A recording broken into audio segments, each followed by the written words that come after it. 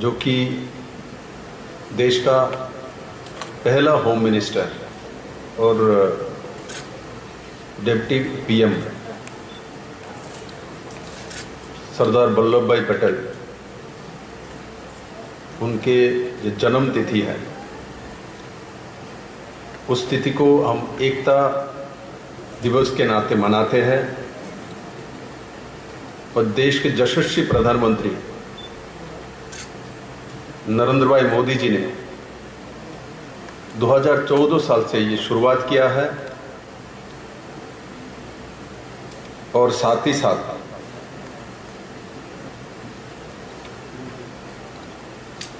Run for unity ये दौड़ भी इसी दिन होती है, किंतु इस साल कोविड-19 के कारण से ये कार्यक्रम नहीं हुई, किंतु देश भर में एकता दिवस के नाते ये कार्यक्रम मनाया जा रहा है। और माननीय प्रधानमंत्री जी ने भी सरदार सरोवर में जो विश्व के सबसे ऊंची मूर्तियां है सरदार वल्लभ भाई पटेल की, 597 फीट ऊंचाई है उसका, और वहां जाके इस लौह पुरुष का नमन किया है। ऐसे कार्यक्रम सीआरपीएफ द्वारा आज आयोजित खुमलोंग में, और इस कार्यक्रम में उपस्थित श्री विश्वेश्वरानंद जी,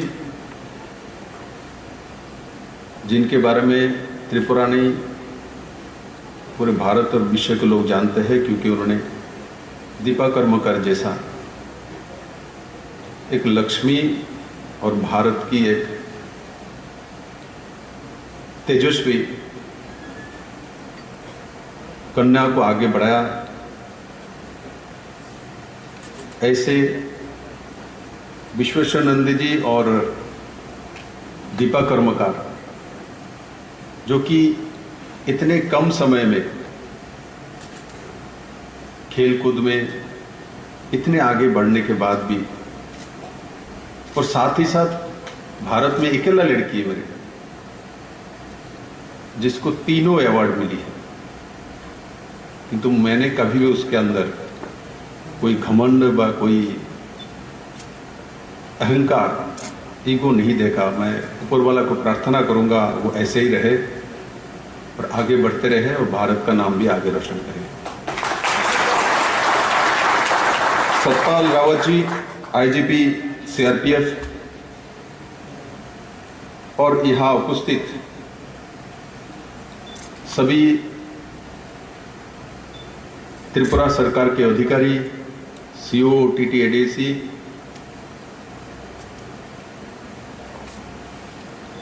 सीआरपीएफ के सभी पदाधिकारी और जवान भाई और मीडिया के बंधु,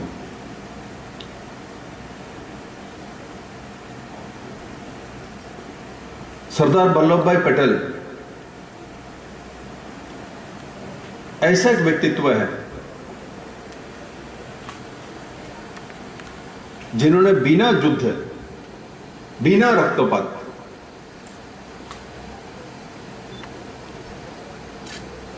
$565 छोटे छोटे राजवाड़े को भारत के साथ संयुक्तिकरण किया है। एक स्थिति तैयार हुई थी आंध्र प्रदेश में,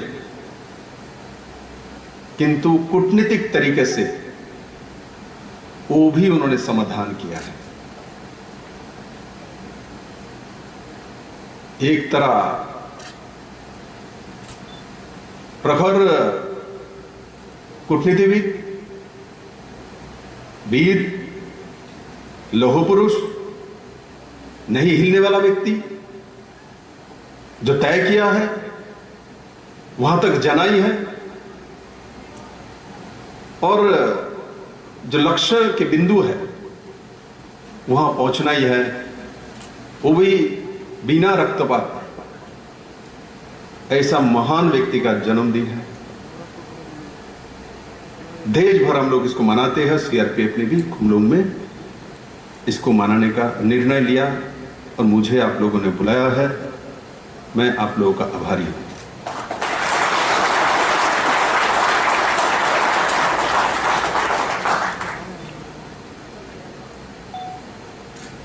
तो सीआरपीएफ के बारे में जितना बोला जाए उतना कम है। ये देश स्वाधीन होने के पहले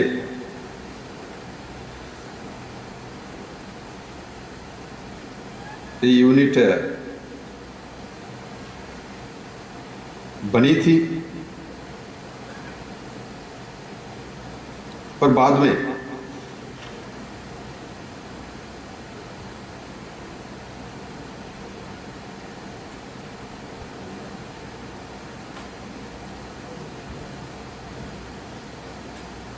सरदार वल्लभ भाई पटेल के समय जब वो गृह मंत्री थे, केंद्रीय रिजर्व पुलिस के नाते उसका नामकरण हुआ है और तब से देश माता के रक्षा के काम में बहुत बेहतरीन तरीके से अपना भूमिका पालन करे जा रहे हैं। छत्तीसगढ़ के नक्सली एरिया में हो, जम्मू कश्मीर में पुलवामा में हो, और भारत के जिस प्रांत में भी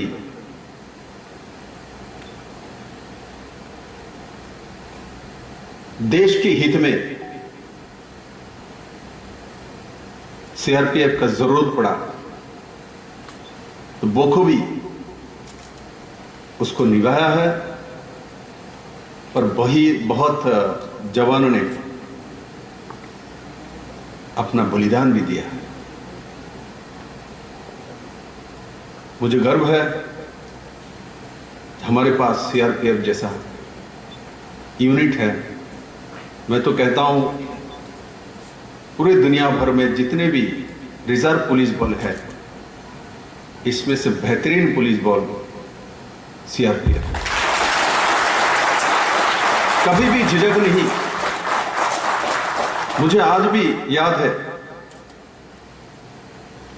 जानते हैं जो मैं छत्तीसगढ़ में दंतेवाड़ा से वो उस रास्ते से जाऊंगा,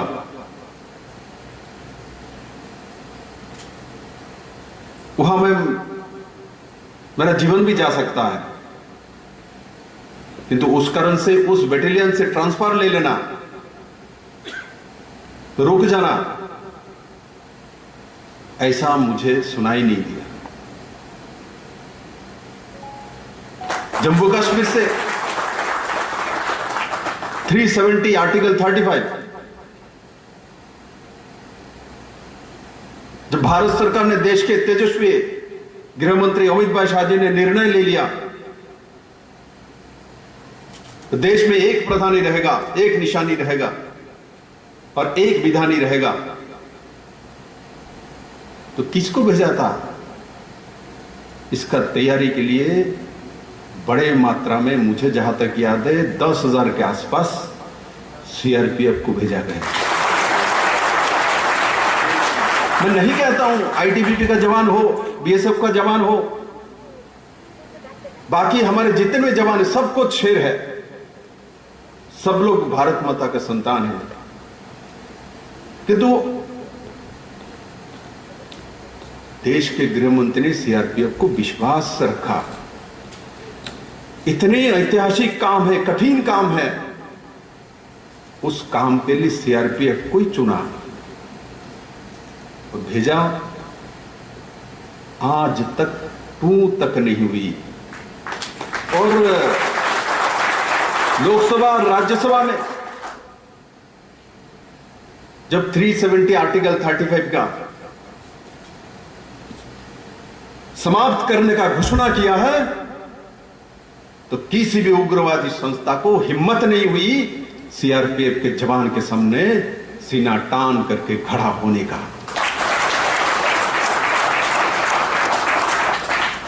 और आज लद्दाख केंद्र शासित, जम्मू केंद्र शासित, दो नया प्रदेश आत्म प्रकाश किया है। जो इतने दिन के दुख दर्द था, जो कि सभी समय पाकिस्तान इसमें हस्तक्षेप करते थे,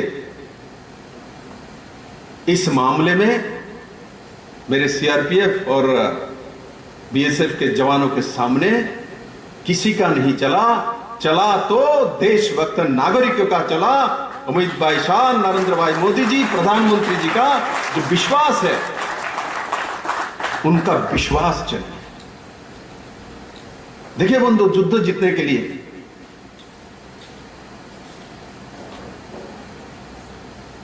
हथियार तो चाहिए, हथियार से बड़ा विश्वास चाहिए। और राष्ट्र के प्रधान जो व्यक्ति है, और छोटे छोटे टोली में हम लोग सीआरपीएफ के भेजते हैं हमारी कंपनी के साथ। इस टोली का जो हवलदार हो, चाहे तो 10 आदमी का टोली, एक हवलदार उसका प्रमुख है, उनके जो विश्वास है वो सबसे बड़ा जरूरी है। कुछ दिन पहले चीन के सीमांत में लड़ाई हुई थी बिना हथियार, गोली नहीं चली दोनों तरफ से, किंतु असलियत क्या हुआ हम सभी को पता चला। हमारे नौजवान के अंदर विश्वास था, जो हमारे देश के प्रधानमंत्री नरेंद्र भाई मोदी है, देश के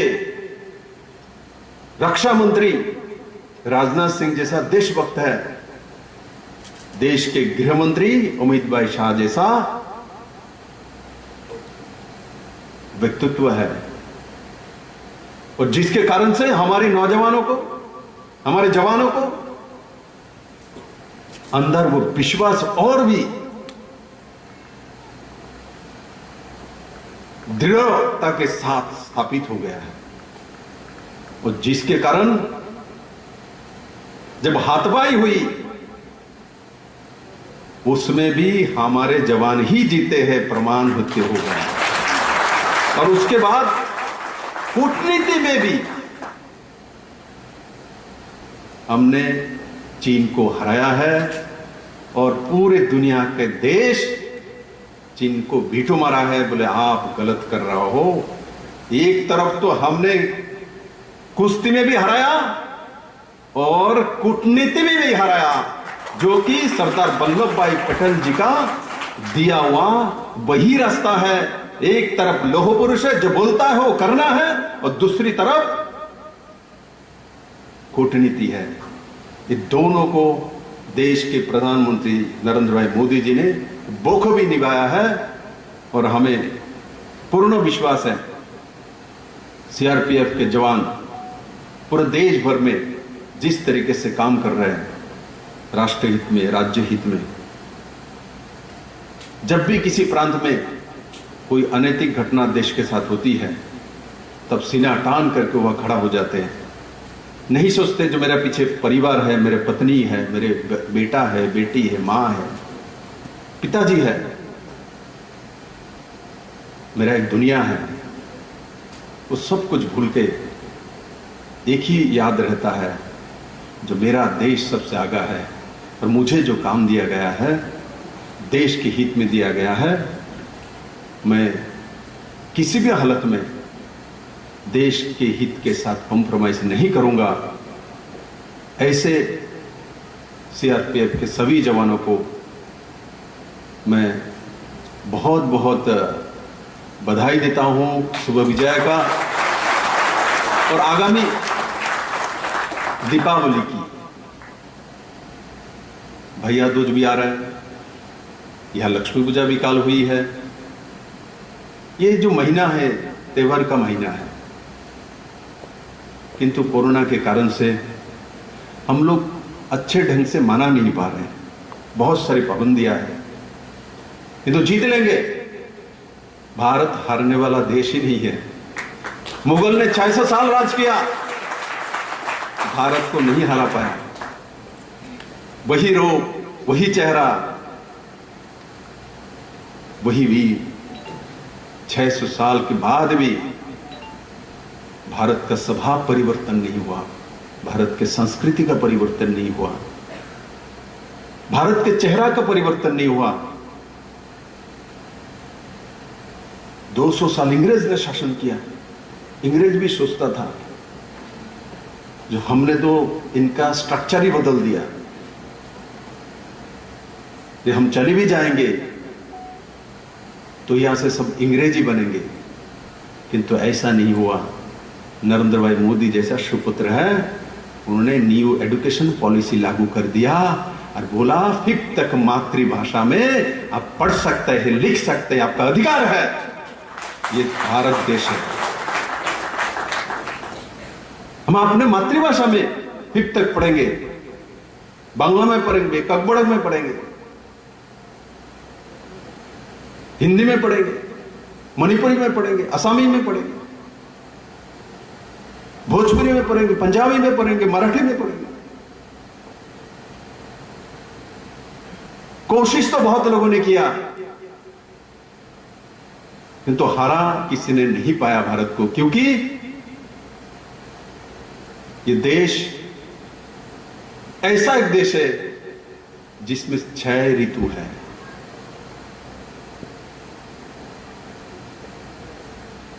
जिसमें इतना सारा भाषाएं हैं, इतने सारी खाने का पद्धति है,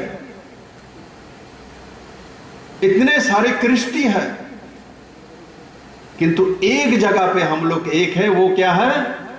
हमारे संस्कृति एक है।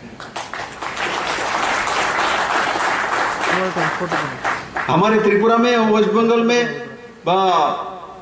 बिहार, उड़ीसा से लेके उत्तर पूर्वांचल में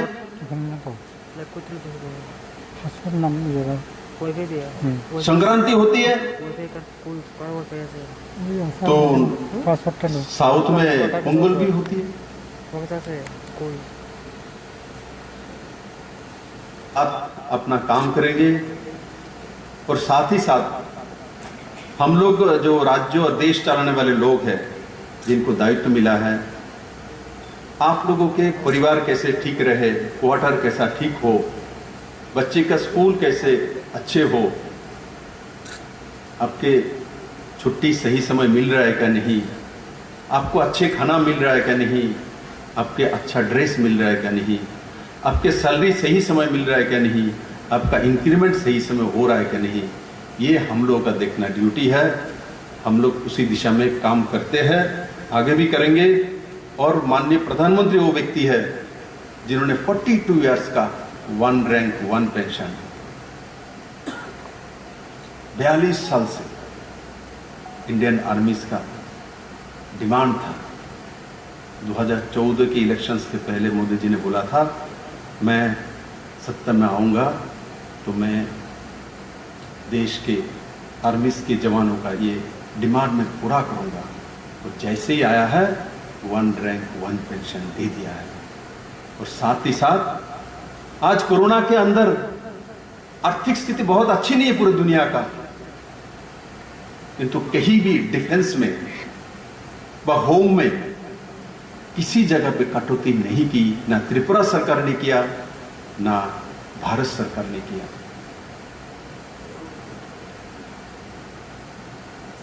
तो मेरा आप लोगों से विनम्र निवेदन है, अब अपने परिवार का भी ख्याल रखें, इस समय खुद का भी ख्याल रखें। और जो माननीय प्रधानमंत्री जी पूरे देश भर के लोगों के पास अपील किया है, दूरी मेंटेन करना, मास्क व्यवहार करना, सैनिटाइजर व्यवहार करना, जहां भी ड्यूटी पड़ता है, मैं जानता हूं भीड़ में ड्यूटी पड़ता है, धक्का खाना पड़ता है, कभी कभी लाठी चलाना पड़ता है, आपको ऊपर भी पत्थर पड़ती है। मैंने देखा बहुत जवान ड्यूटी में गए और उसके कारण से उनको कोरोना हुआ। भीड़ में जाए, को जरूरत नहीं था, क्या करेगा, इतना भीड़, सामने जाकर रोकने गया तो उसका शिकार हुआ, बहुत लोगों का जान भी गया। मैं ऐसे जो भी जवान इस